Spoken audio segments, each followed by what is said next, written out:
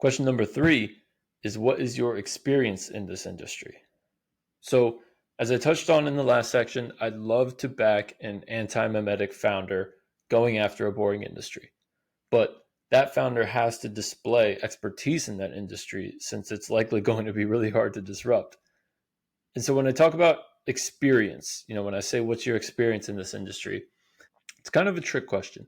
From the Initialized Capital lens, I'm more interested in founders who maybe didn't work their way up Salesforce and now believe they can build a better CRM. I'm looking for the Brian Armstrongs who took a hobby interest in Bitcoin and turned it into an obsession.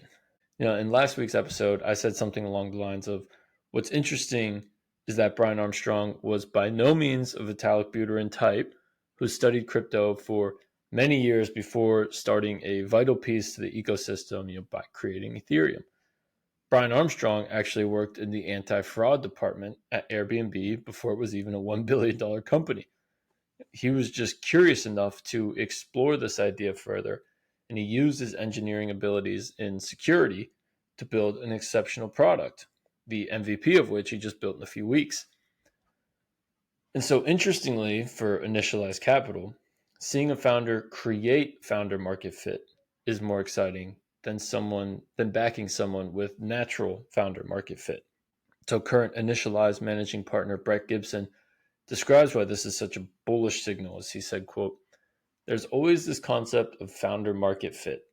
And in some technical domain, sure, you need to have worked a long time in rockets to create new rocket engines. But I think there's a wide swath of opportunity for very smart technical people to will themselves into founder market fit, to learn everything about a market. We get founders that are talented and second-time founders, and they just pick something entirely different, and they go out and make sure they know everything about it, and they just decide to become experts and decide to have a fit for a given market." So it's remarkable that Brian Armstrong went from an enthusiast in crypto to a full-on creator of a platform that services this need in just a few weeks. He built the MVP in just a few weeks. So if he could do that, think about what he could do with a few years of effort on this project, if that's what he's able to do in a few weeks.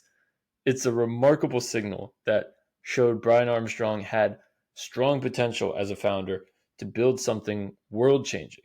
So why did Brian Armstrong drop everything at Airbnb to work tirelessly at creating an easy-to-use Bitcoin transaction service?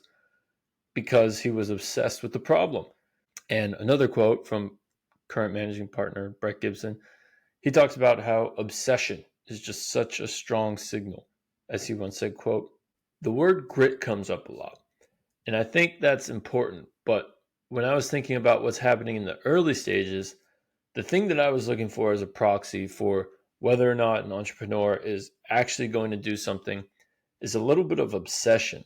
You find that founders who are a little encyclopedic about the domain they're working in have done a lot of work.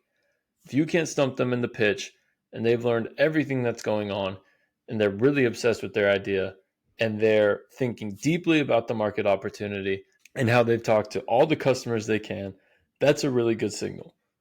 End quote. So again, I know I talk about Brian Armstrong so much, but again, he's just such a great example of an outsider coming in and studying hard to be an expert in the industry. He created founder market fit, and that's really interesting.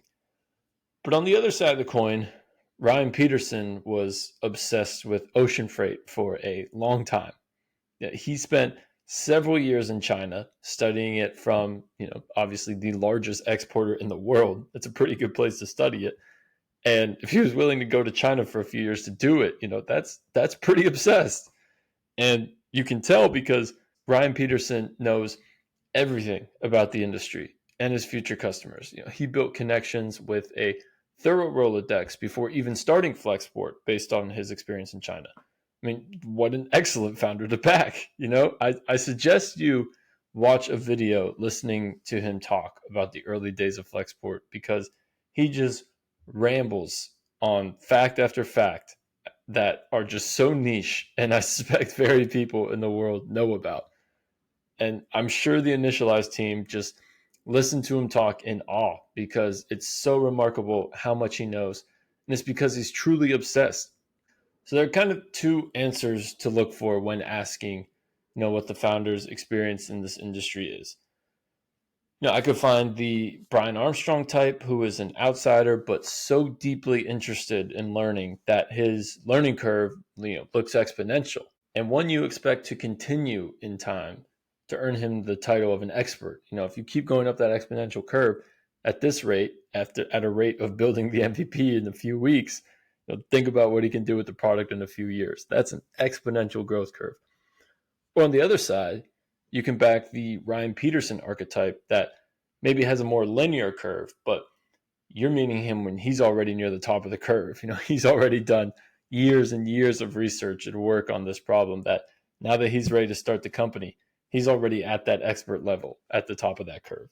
So either founder is very backable, but any founder in between those two extremes is a lot less appealing because they likely aren't very obsessed. So founders take either route, but take a route. And investors, don't back a founder you don't feel is absolutely all in on this problem, whether they have a natural founder market fit, like a Ryan Peterson, or are rapidly creating it as an outsider, like a Brian Armstrong. And so again, question number 3 was, what is your experience in this industry?